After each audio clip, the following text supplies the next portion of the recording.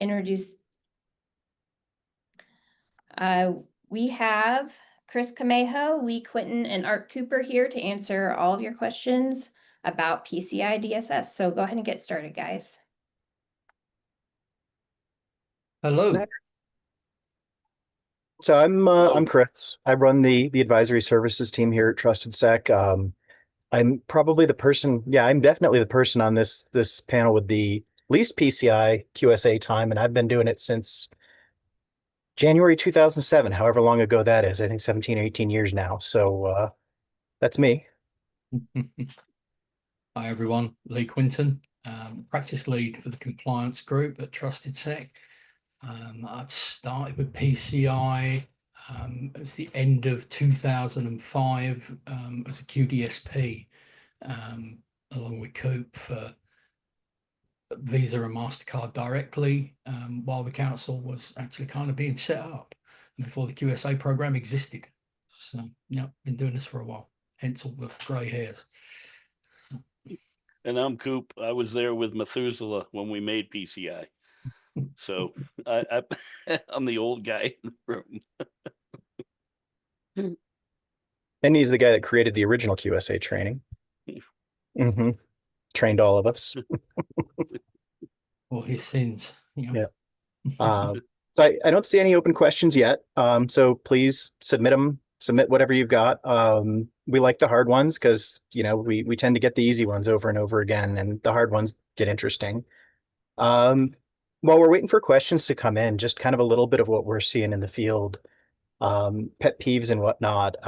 The bane of my existence is this E2EE, end-to-end encrypted for payment terminal solutions. We've got a few clients that we're dealing with right now that are having some struggles because what it comes down to is PCI has the P2PE standard, and yep, point-to-point encrypted, great. And then you have all of the processors and acquirers that put out these payment terminal solutions that are end-to-end encrypted because they haven't gone through PCI's validation program. They can't actually call it P2PE, but the marketing department will tell you it's absolutely great and protects all the things. And it's so great because it's end-to-end encrypted. And where that's been blowing up is we walk into some of these clients that are expecting to be able to use the shorter SAQ that you could use for P2PE, but you can't because it hasn't been through the validation process. And so that's the big struggle there is when you look at, I'll bring up from PCI's FAQ here. They have a whole FAQ on who can use SAQ P2PE, and they tell you right up front using a validated PCI P2PE solution. And you also see this in the self-assessment questionnaire on page 3, the eligibility criteria, all payment processing via a validated PCI listed P2PE solution. So that's the struggle. Your end-to-end encrypted solution is not validated. So we cannot automatically use this. And there's another wonderful PCI FAQ that says, hey, can we use those encryption solutions that are not listed on the council's website? Absolutely, you can. It's just not going to qualify for SAQ P2PE. You're stuck dealing with many, many more PCI requirements unless you can get your acquiring bank, and that's what they're telling us here, consult with your acquirer or the payment brands about the use of these solutions. So you can get your acquirer or the payment brands to say, yep, we will let you use SAQ P2PE even though this is not validated. We've seen that in a few places. Sometimes they just let you use SAQ P2PE. Sometimes it's SAQ B-IP with a few of the requirements marked not applicable. But it's a process. It's not automatic. It's a hassle. And that's the struggle, is that we often have to be the bearer of bad news when somebody thinks that their E2EE solution is more than just marketing hype. So I do have some questions rolling in, but Coop and Lee, did you have anything to add on my little soapbox there? No, I think you hit the nail on the head. I mean, ultimately, it boils down to that acquirer. So if it's the acquirer pushing the solution, it's something that they're rebranding or it's their own solution, well, it's probably a bit easier to get some equivalency with some scope reduction. But if it's not, those conversations would probably be better off being had beforehand or just opting for the P2PE route. All right, and so we do have some questions here. This one, Coop, you might have some inside knowledge on this one. Do you see an MPOC SAQ coming? We're running into some conversations saying we can't continue to use our P2PE scope reduction if we implement an MPOC payment channel. I know that SPOC or SPOC is out there already. That's been out for a while. I have not seen MPOC go live yet, but I know they're planning on it. And I see Coop nodding his head. Maybe you got the inside track on when that's expected. No, I didn't get the inside track, but I'm pretty sure it is expected soon. I'm going to be down at the community meeting, and that's on my list of things to poke my nose into to find out. And of course, that meeting is coming up very soon, middle of September time frame. So in a few weeks, we should know more about that MPOC SAC. All right. And the next one I've got here is what type of due diligence is required to show PCI is taken into consideration if, as an organization, we begin to process payments entirely via iframes and third-party payment processors? Should we still continue to conduct self-attestations at the lowest level annually? So this is another one of my favorite things that has been for a long Eligibility time. criteria. Yeah, it's the difference between what requirements you have to be compliant with or which requirements are applicable versus how you report your compliance with that. And so there's kind of two parts to this question. Is part number one, your due diligence, if you're doing iframes, that's what SAQA is for. That's if you read which I happen to have that one up here too. There's the eligibility criteria for SAQA. Oh, I'm still screen sharing, aren't I? Or am I? Yeah, you are. Yep. Didn't realize I left it up. There you go. And so SAQA has your eligibility criteria here. Only card not present, like e-commerce transactions, all payment processing outsourced, exactly what you're doing with an iframe. And this is the another one of the big struggles we've had lately is they just changed this earlier this year they added this last bullet point. You've confirmed that your site is not susceptible to attacks from scripts. This is basically requirements 643 and 1161 for whatever website you have that's hosting that iframe. And so for the first half of the question, I'd say that's it, is make sure that you're meeting these eligibility criterias. We can and probably should deep dive into that last bullet point, 643 and 1161 in a few minutes here.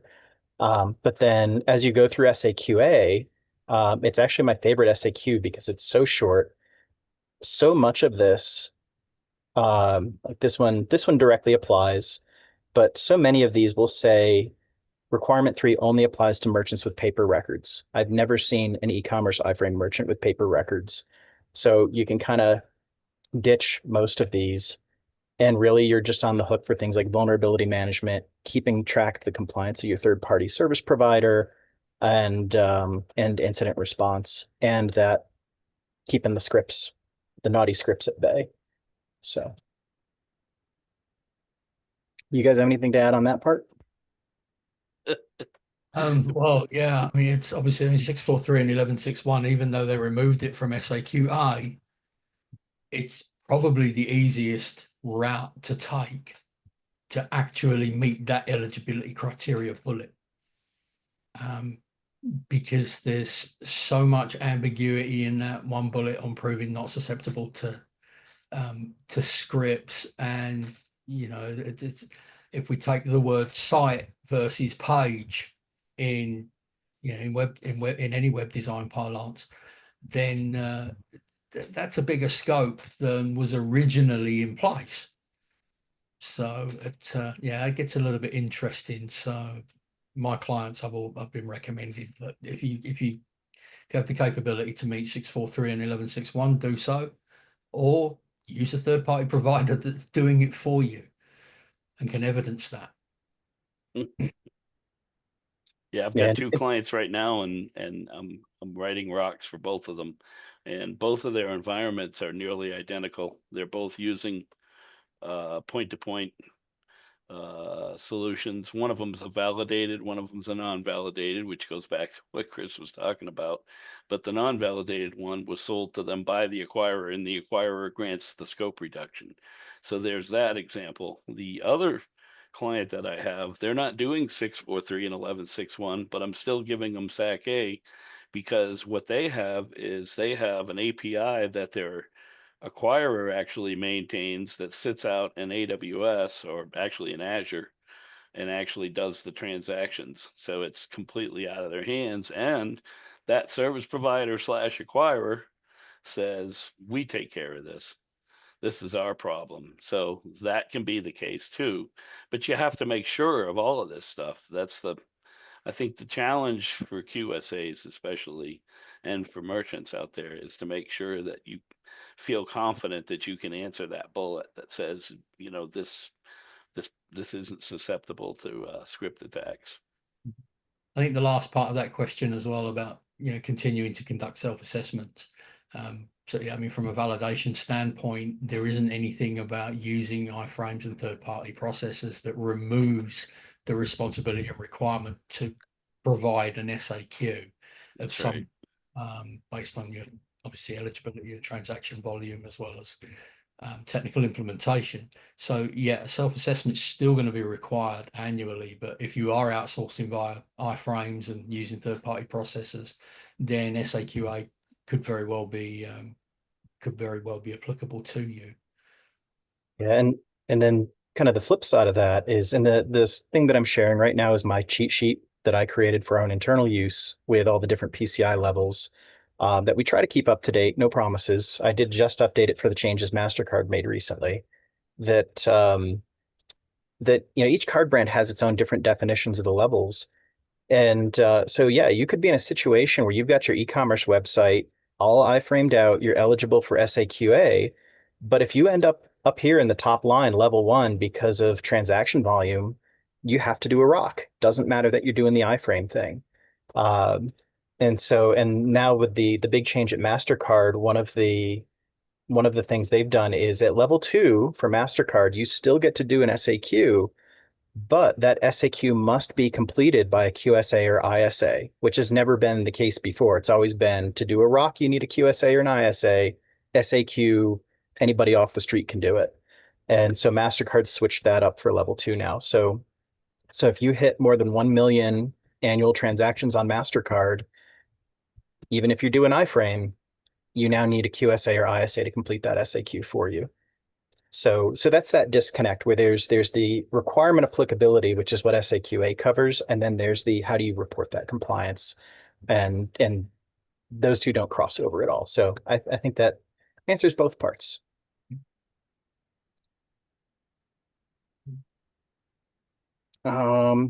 Here's another one. I've heard people say that they are not PCI compliant, but they still process card or PAN data. When do you need to be PCI compliant?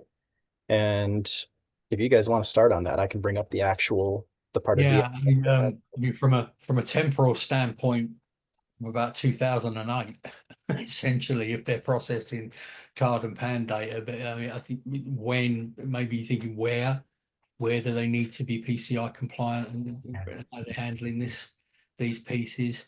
It's I hate giving the answer of it depends, but it's a classic QSA response, I'm afraid, because it's very subjective to the scope of the environment. But as Chris has pulled up here, give some black and white to give some context. Yeah, and that's it. Is intended for all entities that store, process, or transmit cardholder data and/or sensitive authentication data, or could impact the security of the cardholder data and/or sensitive authentication data. That's pretty straightforward. I've heard a lot of banks are kind of my favorite. Banks will always say, "Oh, we don't need to be PCI compliant." Yes, they do. I can show you in Visa and MasterCard's agreements and all sorts of places where they say, yes, the acquiring banks, the issuing banks, the credit unions, they all need to be PCI compliant. They just do not have to report their compliance the way the merchants and service providers do. And so that's where I think that confusion comes from, is they saw the thing that says they don't need to fill out a ROC every year and send it to somebody. So therefore we don't have to be PCI compliant. No, no, no. You comply, but don't report. So yeah, there should be absolutely nobody other than the card brands themselves that are handling payment card data that do not have to be PCI compliant. I've seen, I mean, back in the day, I mean, we saw service providers that were repeatedly not compliant year after year when they were handling data. And the only ones that could ever really address that would be the card brands, and they did. And they revoked their right to interact with VisaNet and Mastercard's processing networks. So it's always been worthwhile getting that into play. Now there's a little bit of a caveat, but it's not really around processing card or PAN data. If that's in play, you're always going to need to be compliant. But the DSS doesn't actually say your service providers have to be compliant unless they kind of fall into that category. You just have to, as a merchant, you just have to track their compliance with the standard and see where they are, because it's always been the case that you can actually have your QSA as a merchant assess isolated pieces of a service provider's services that they consume, and the environments that happens. That's always been a capability. So service providers don't necessarily have to be compliant, but they have to be able to demonstrate they're operating to a similar level of baseline security in their environments. It's like I used to tell when I used to train the QSAs several years ago. I used to say there's three types of service providers. I call them A's, B's, and C's. The A is the big service provider, the good guys. They provide you their AOC, their responsibility matrix. Maybe they're listed on the Visa CISP Global Registry for service providers. Maybe they're on the Mastercard STP site. That's your A service provider. They're the good guys, right? The B, they're trying. They've done a SAC. They did it themselves. They did a SAC D, and they signed it and they provided it to you. So they're kind of getting there. There's quite a few of them, and then there's the C. And I always love when I ask people, how many C service providers do you think we have? Well, let me define C. C is where they haven't done anything. They haven't done a SAC. They've done nothing, and they're still handling your card data. And you're letting them do that. And unless you put pressure on them to get compliant, and that's part of what PCI demands that you do under 12.8, you have to kind of get them there. It's always been that way. We've just made it clearer and clearer. Look at what we've done with 12.8 over the years, right? The point is, those C service providers, they're all around. And it behooves us as the community, the PCI community, I would say, to tell them, look, guys, at least do a SAC D, because that's what a service provider can use is a SAC D. At least do the service provider SAC D and look at your stuff and sign off on something. In case anybody from the banks is in the audience saying, we totally don't need to be PCI compliant, here's the PCI FAQs. Oh yeah, that goes back. Yeah, from 2013. This is not news. Should not be news. No. But PCI. I can tell you when that one was written. I was doing the training. It was my last training, and it was in New Orleans in 2013. And that question just kept coming up. So we made sure to get an answer. Yeah.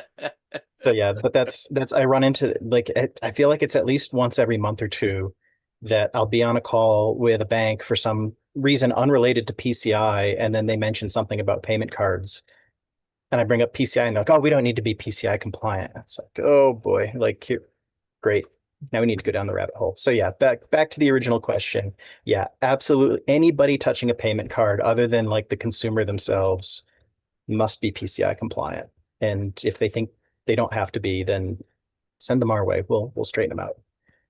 That's right. That's one of those C service providers. So tell them to see us. Yep. Next question here, for pen testers, what are the major differences between PCI 2 and 3? And I have a feeling that's really supposed to be between 3 and 4. Not much of anything, right? I don't think the pen test requirements changed. Yeah, there aren't really any huge changes, just some numbers moved around between 3.2.1 and subsequently 4.0.1 now. Yeah. I think the testing methodology in 11.4.1 is a little bit better called out. The bullet points are a little bit more specific now. And the general guidance in the DSS is a bit better. So in 11.4.2 is still on internal testing, 11.4.3 is external testing. So all of those requirements are all pretty much still the same sort of thing, you know, at least annually after significant infrastructure application changes done by qualified internal resource, doesn't have to be done by QSA or an ASV. All of that language is all still pretty much the same. I think 6 months for service providers. That's yeah, and that's the That's thing still the same, on the too. segmentation testing, I think is a big piece, isn't it? Where there was a change. 11.4.5 is for the segmentation testing requirements to prove in scope, out of scope networks that are applicable to the CDE, and then 11.4.6 is an additional set of testing procedures for service providers, which ups the frequency, the testing frequency to once every 6 months. Still kind of covers the general methodology pieces, but then whether you want to extend that a little bit and consider ensuring that individual pods, if you're a multi-tenant service provider, maybe having your pen test kind of ensure that individual customer isolation is in place as well, so that there's no potential for cross contamination between those pieces. But other than that, there aren't really any huge gotchas for Oh, I did just think of one. Yeah. Appendix A1, I think it's in here, the logical separation pen testing requirement that is completely new. Yeah, in This one, multi-tenant. A114. Yeah. Yeah, and so what this, most organizations don't need to worry about this. This is only for multi-tenant service providers. So think of somebody like an AWS cloud kind of solution, where customer A should never be able to access customer B's data. And so this is the new requirement that says if you're one of those multi-tenant service providers and somebody's handling card data in your environment, you have to do pen testing at least once every 6 months to make sure that customer A actually cannot access customer B's data.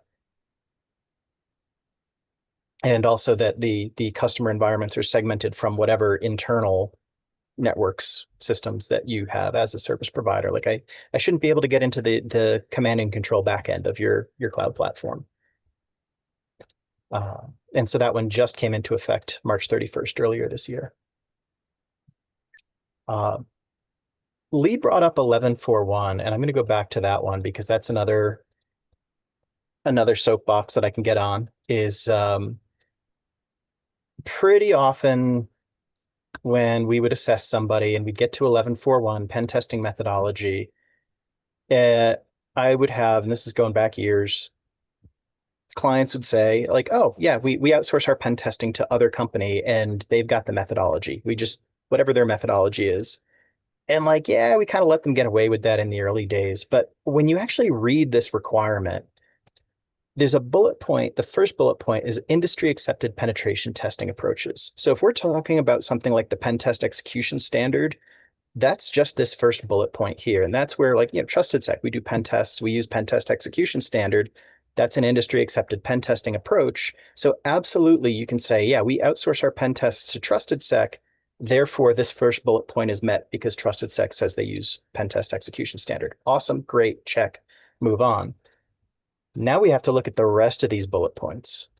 And so, coverage for CDE, perimeter and critical systems, testing from inside and outside the network, blah, blah, blah, blah, blah. And that's where, like, again, Trusted Sec, I end up on these calls all the time where somebody has Trusted Sec to do a PCI pen test. And the pen test team says, okay, well, what's in scope? What do we need to test? And customer says, I have no idea. That's what this is supposed to be solving. Your pen test methodology should spell out and say, here's my CDE perimeter that you need to test. Here's my critical systems that you need to test. Here's my applications that you need to test. Here's all the user roles that you need to test within that application. Here's my out of scope network segments that you should be testing when we get down to the segmentation tests that Lee brought up. Here's my out of scope network segments that you should be checking to make sure cannot access the cardholder data environment. Like, that's your methodology. You should have a document that basically you hand to Trusted Sec or another pen testing company, or even your own internal pen tester, that says, here are the things you need to test. Here's where you need to test them from, and here's what you need to test them for. And then they can go test it using that industry accepted approach. So there, I'm off my soapbox. Most people are not documenting this to the level that it's supposed to be documented, and QSAs have been letting them get away with it for a long time.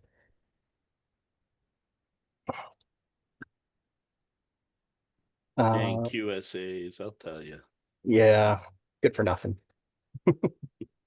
Let's see what else we got here. I think that it kind of segues into is it 12? Is it 12.3.2 on the scope definition? 12.5.2, yeah. 12.5.2. I think 5.2 and 12.5.1.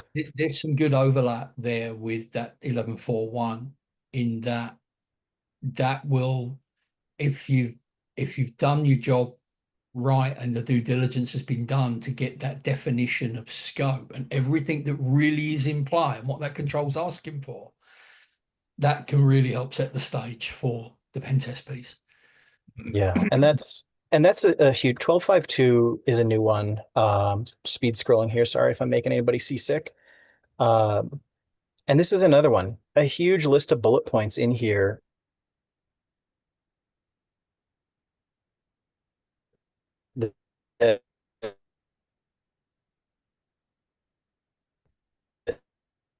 I lost your sound for a minute, Chris. Yep.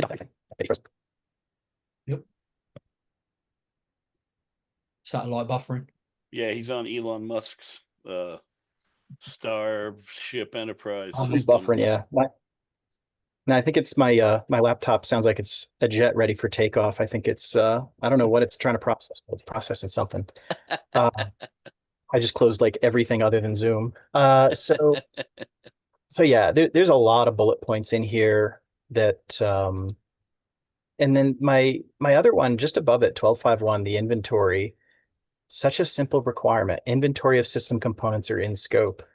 So often people will show us a hardware inventory of this, but system components. This is a fun little phrase. What's a system component defined as? And we go down here to the glossary, and we find out that system component is defined as network devices, servers, computing devices, virtual components. So far, so good. Or software. Cue the freakouts, because nobody wants to make a software inventory. But yeah, it's telling you that you 12.5.1 says an inventory of system components, and software is a system component. You should have software inventory. So, well, especially if you're writing stuff. I mean, that's the thing that kills me is if there's bespoke stuff in there, if they're doing stuff themselves. I mean, how do they function without some kind of inventory? I guess they just have Chat GPT do it nowadays. I don't know. Yeah. Yeah, it's a huge part of the vulnerability management process is just how do you know if this vulnerability affects you or not if you don't have an inventory of the software and the versions that you can quickly check and say, hey, are we running this thing that has this horrible, DSS 10.0 0-day vulnerability in it? Like, that's not the time that you want to be going through your environment trying to figure out what you do and don't have. No, and there's a lot of tools out there that you can put your stuff in, and it'll tell you just based on your stuff. There's all kinds of security portal things and doodads where you put in your software of the versions of SQL and whatever that you have, and then when those things are vulnerable, they tell you. It's like tailored vulnerability listing for you. Those are real handy.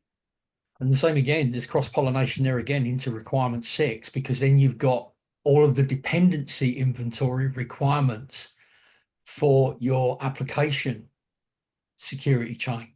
Yep. So it's you got to have an inventory of all of the modules, all the dependencies within your code for the same purposes, so that if one of them becomes vulnerable, you can relatively easily identify which of your applications, which of your modules may be affected for the very same reason. So Absolutely. I see we've got a question there about complexity and size of different CDEs and council brands. Are they providing any direct guidance around how long a PCI assessment is supposed to take? Frankly, I mean, it takes as long as it takes. If this is if it's brand new for an organization, it'd probably be hard to find a very complex environment today that just starts taking cardholder data. The more complex of the environments, they've probably been doing it for a while, certainly from a merchant perspective. But there really is no cut and dried point. It is down to the brands. If you're a service provider, it is down to your merchant acquirer to essentially give you a kind of time limit as to when they expect you to be compliant.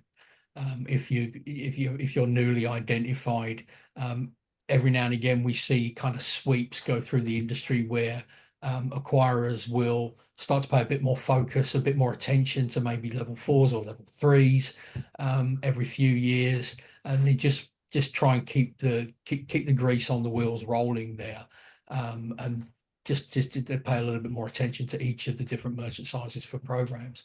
But if you're a level 1, don't be surprised, and especially if you're just starting out on the journey, it was often the case that brands and acquirers were giving organizations 18 months or more from the point at which they get a gap analysis done to get identified gaps remediated before actually they would expect to be looking for a compliant validation document.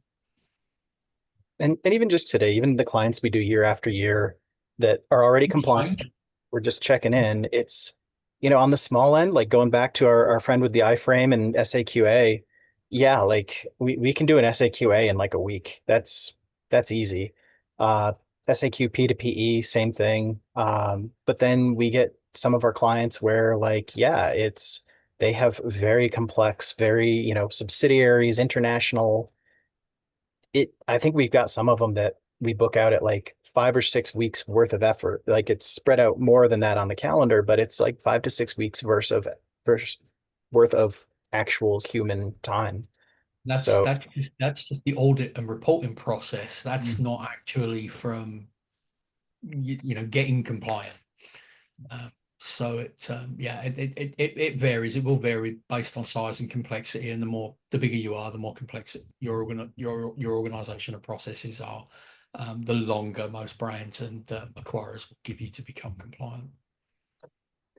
WAFs. Yep. So we've got a question on, as a company dealing with PCI and web application firewalls, we think the requirements in this regards are unclear. I don't disagree. They did just change in that WAFs are now required. It used to be that you could do, it was an either or. You could do like manual reviews of your applications, or you could use a WAF. And now I think as of March, you must use a WAF. Yeah, that went away. Well, this one was the most, going way back in the history of PCI, when requirement, it was 6.6 originally was the requirement number, and it was the most controversial requirement in PCI for a very long time because WAFs were in their infancy and were expensive and nobody knew what they would do. And so a lot of clients went down the road of the web assessments, and then all these different tools came out that would test test web applications and things.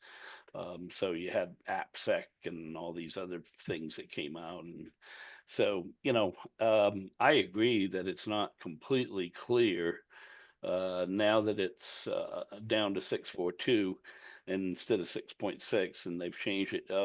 What I did, part of this question says, what advice do you give your customers? The advice I give them is to follow those bullet points.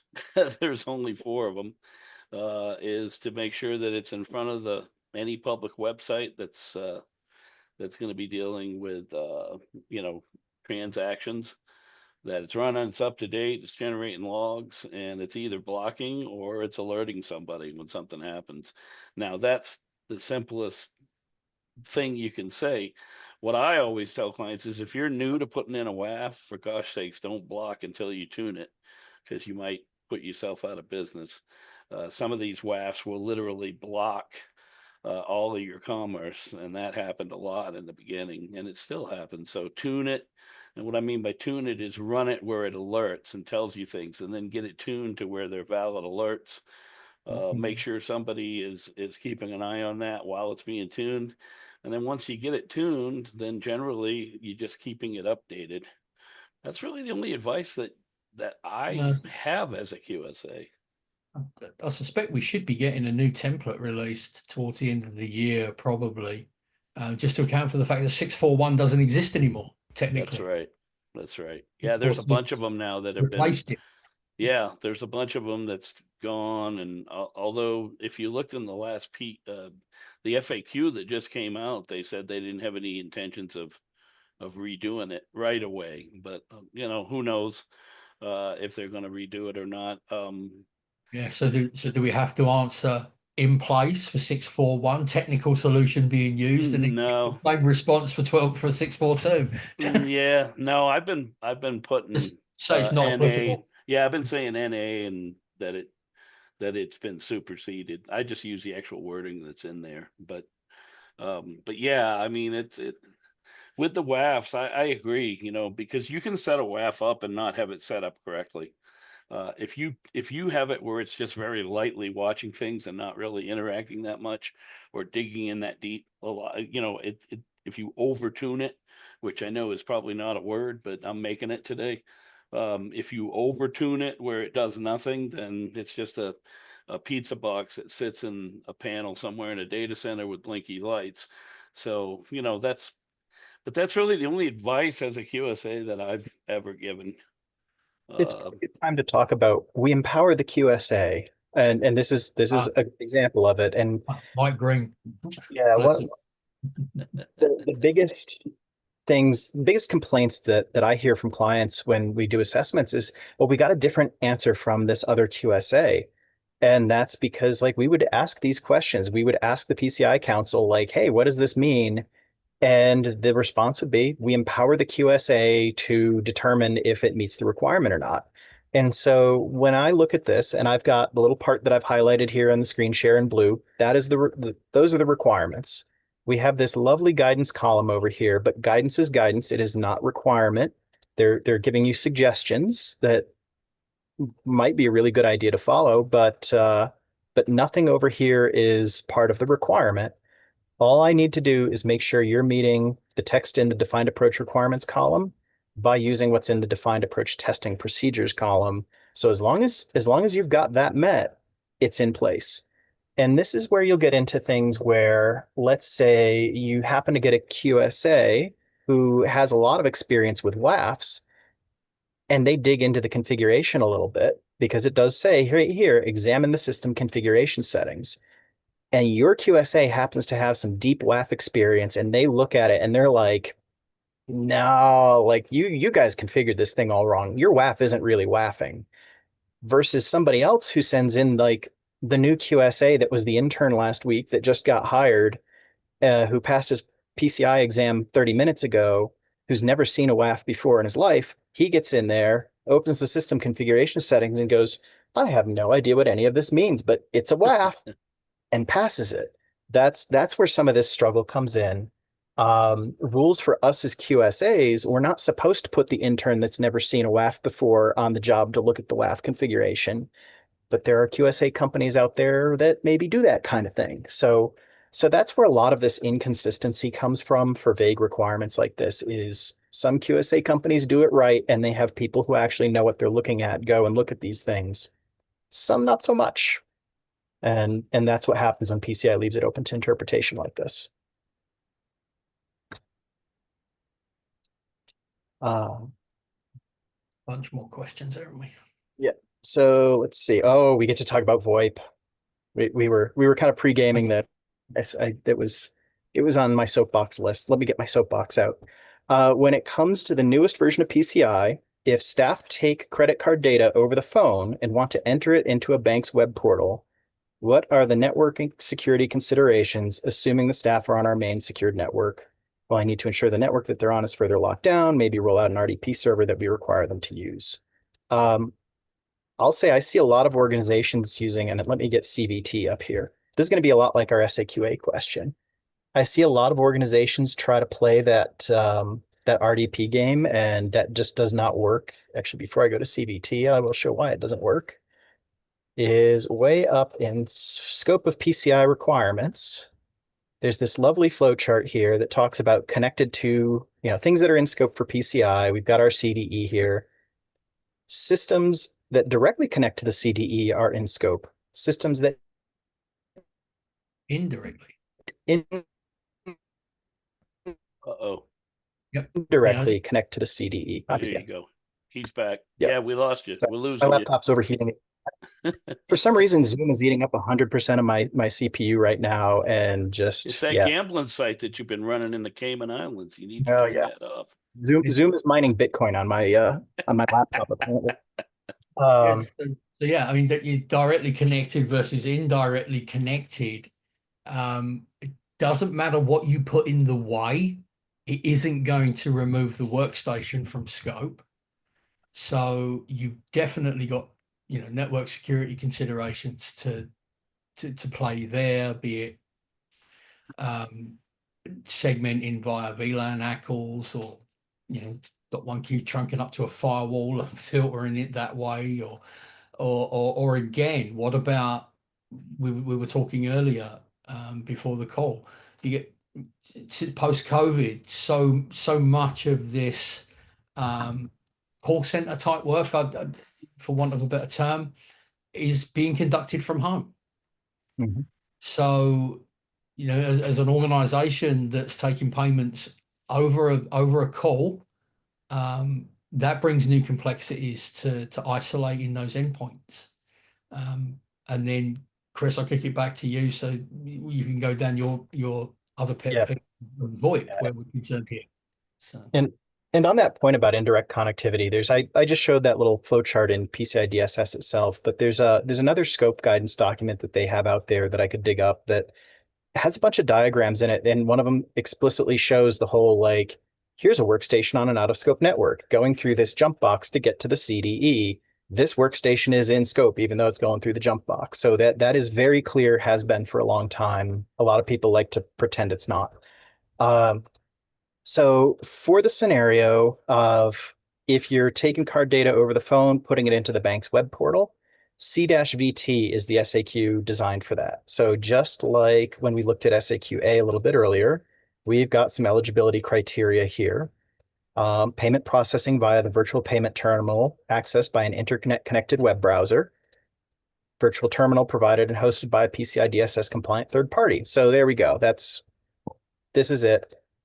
There's a few other points in here. Those workstations you're using to access, or they could be iPads, they could be iPhones, have to be isolated in a single location, not connected to other locations or systems. This requirement trips a lot of people up and knocks them off of CVT because they just throw those workstations on their big flat network with everything else, and now you're not eligible for CVT anymore. You've got to deal with the full scope of PCI requirements. No store and forward, that's usually not an issue. No attached hardware devices, sometimes, but usually not an issue. And then here's where it gets interesting. This is where my soapbox comes out. The merchant does not otherwise receive, transmit, or store account data electronically through any channels. Keywords here, receive and any channels. Yep. So when this SAQ was written, back in the days of copper telephone lines, this all made sense. I pick up the phone and I type it into the keyboard, and the only place that card data exists electronically is on the keyboard to the web browser to the processor, and that's what SAQ CVT is designed for. However, PCI put out an FAQ about voice over IP. How does PCI DSS apply to voice over IP? Requirements apply whenever payment card account data is stored, processed, or transmitted. Whenever I talk to voice over IP with somebody, the first thing they say is, we don't record our calls. That's nice. Get some requirements not applicable. Now you don't have to deal with requirement 3, but it's still transmitting account data. It's still in scope. Does not explicitly reference voice over IP traffic, but voice over IP traffic that contains payment card account data is in scope for applicable PCI DSS controls, just as other IP network traffic containing payment card account data would be. This blows up CVT because we go back to that eligibility criteria. Connected to your voice over IP is receiving account data electronically.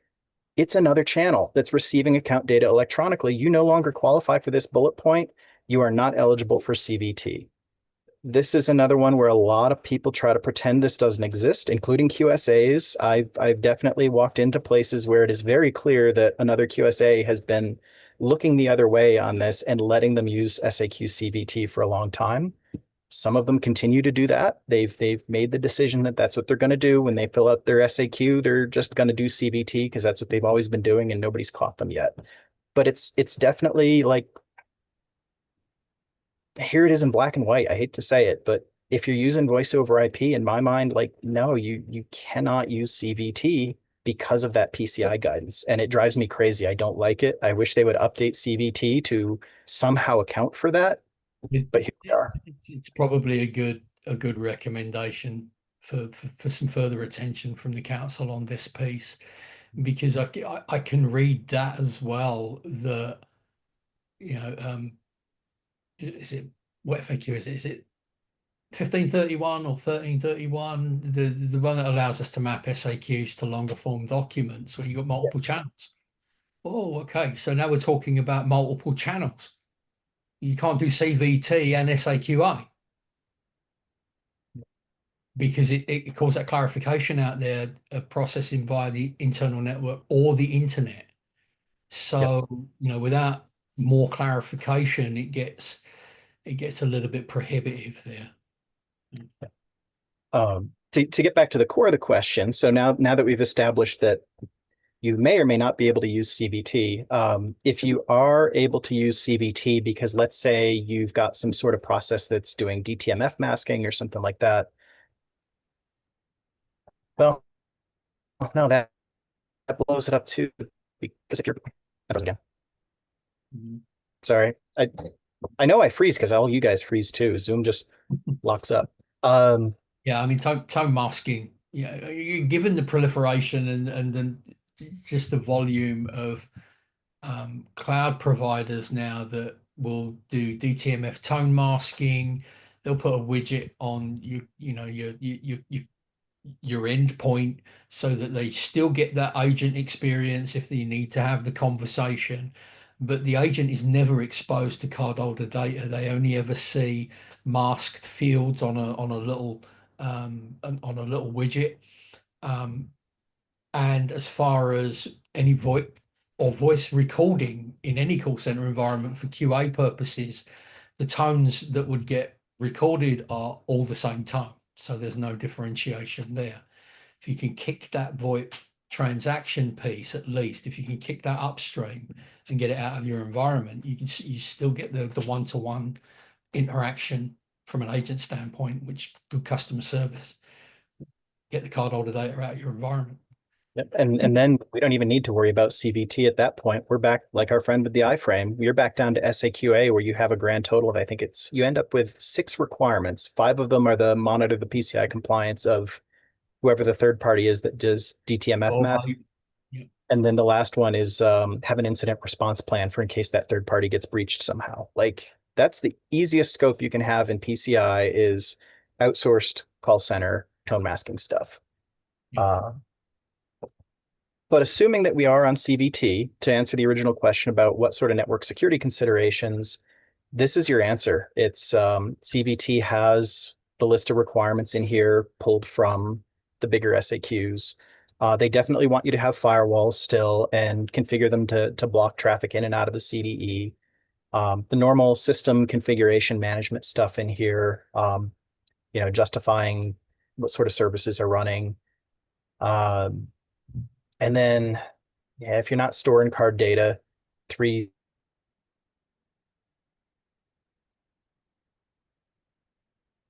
it doesn't apply at all.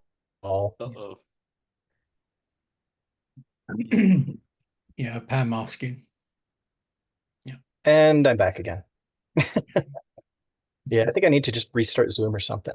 So yeah, that's really it. Is it's a short list of some of the firewall controls from the full PCI DSS that'll be in play. If you're doing the VoIP thing, if you're not comfortable using CVT based on what I just shared, then you're stuck doing the full SAQD with all of its network security controls. So that's your answer, is just go back to requirement 1 in whichever version of the SAQ you have to use, and that's what you're on the hook for your workstations and or your voice over IP phones.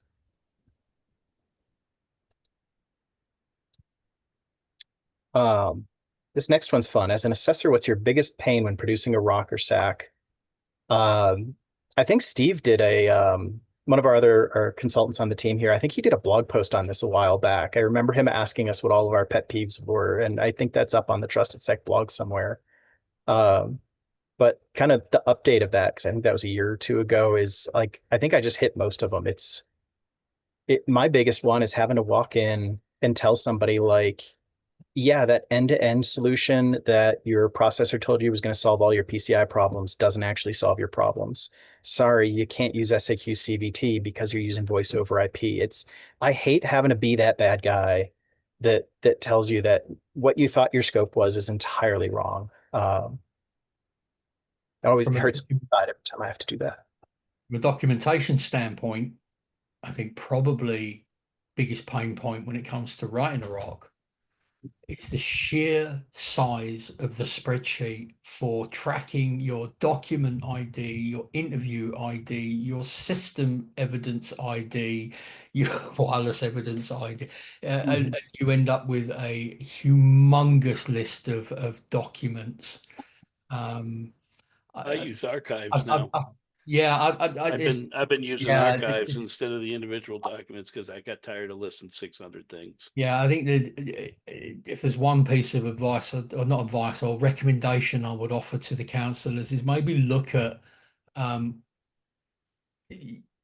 other ways of maybe tracking that kind of information. We're required to maintain all of the evidence that we collect for 3 years after an assessment.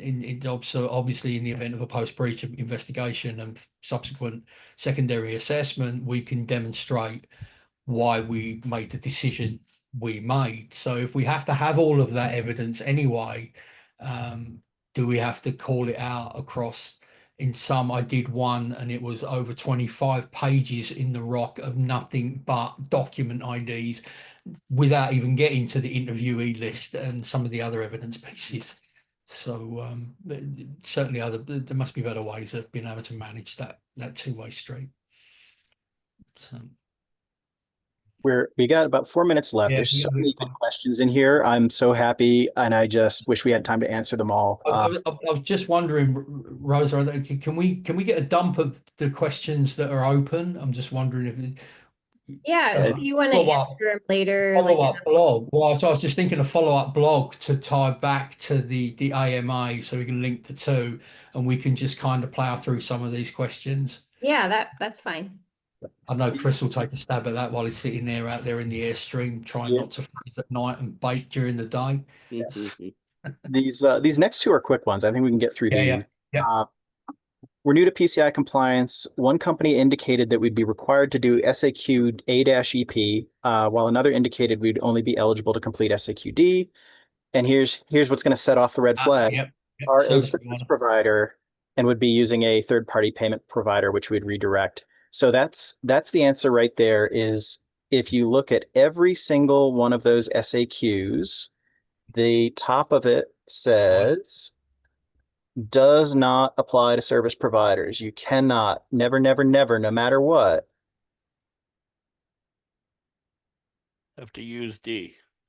what he's getting ready to say before he So- froze is so the service providers have providers have always to had to use use SAQD. Yeah. Now, obviously, it doesn't Sorry, mean making everybody seasick. it doesn't mean every requirement's going to be in scope for the assessment. And essentially, if you're just outsourcing stuff, then there's probably a fair amount that can map across potentially from AEP.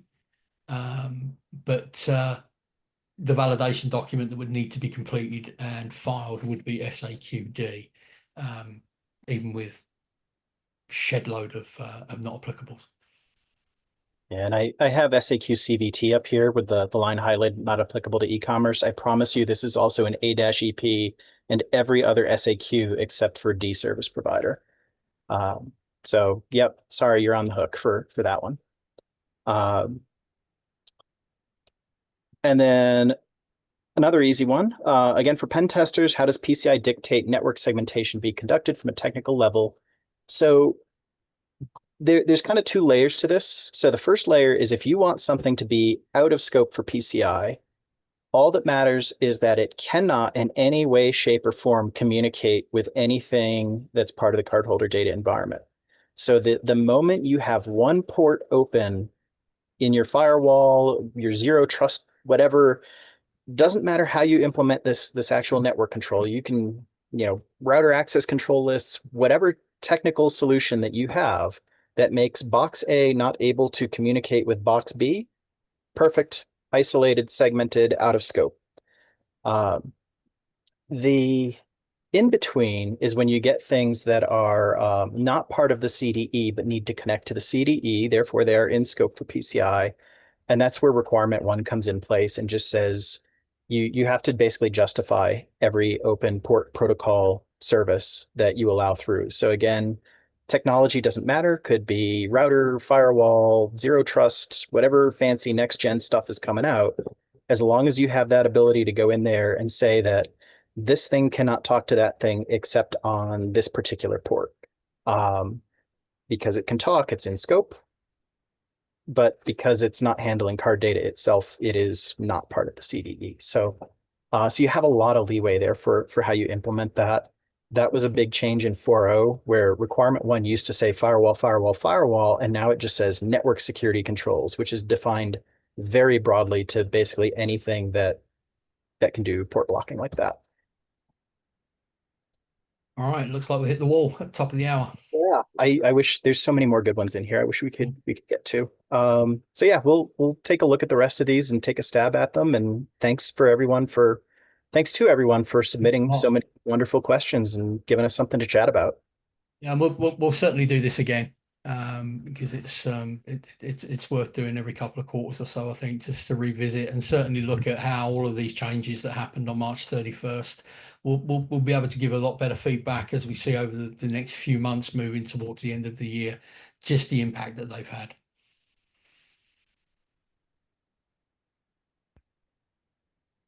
Yeah, sorry about my Zoom freezing up my very frustrating to seem to do it every time I was in the middle of a sentence too. Never did it when you guys were talking. It hates me. All right. Thanks so much. Thanks, everyone. Thank you.